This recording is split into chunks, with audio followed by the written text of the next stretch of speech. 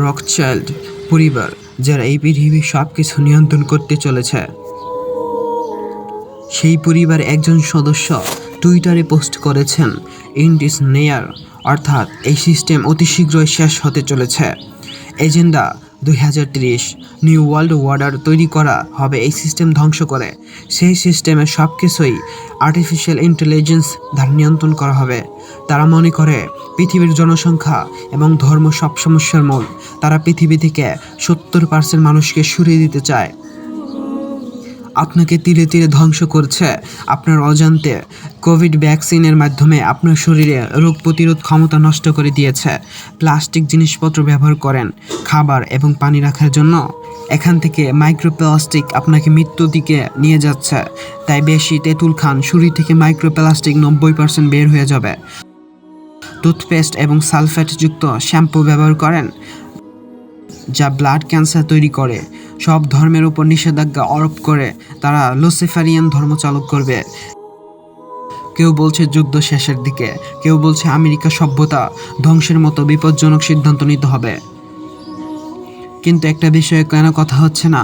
Nathan রকচাইল্ড একদিন আগে retweet করে জানায়, মার্কিন ব্যাংকসমূহ এই মুহূর্তে $306 বিলিয়ন আর্থিক ক্ষতির মুখোমুখি হয়েছে। এই পোস্টের একদিন আগে ক্রিপ্টোর মাধ্যমে বিভিন্ন অসঙ্গতি দিয়ে পোস্ট করেন। একই দিনে টুইটে বলেছেন, 20 বছর পর ডলারে কোনো কিছু কিনতে গেলে একে জাদুঘরের বস্তু মনে হবে।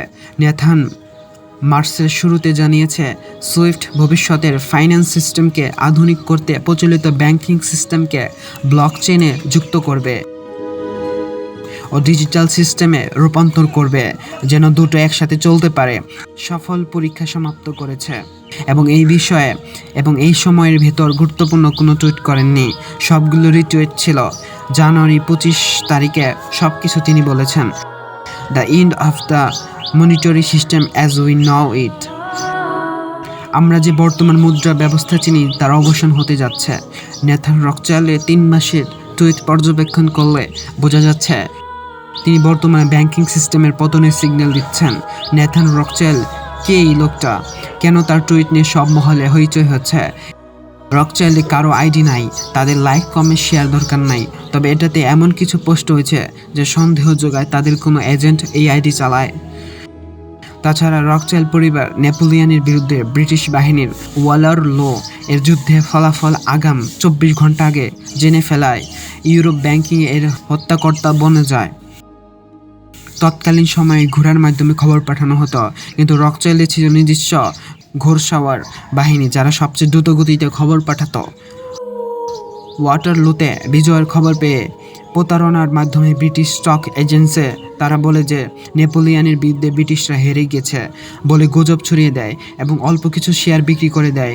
তখন অন্যরাও ভয়ে শেয়ার বিক্রি করলে মার্কেটে প্যানিক তৈরি হয়। ওই সব শেয়ারের দাম কমে গেলে তারা অধিকাংশ শেয়ার কিনে নেয়।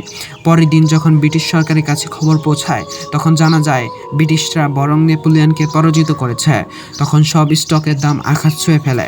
এভাবে রকচাইল্ড বিশ্ব ব্যাংকিংয়ের রাজা বিরাজ হয়ে ওঠে।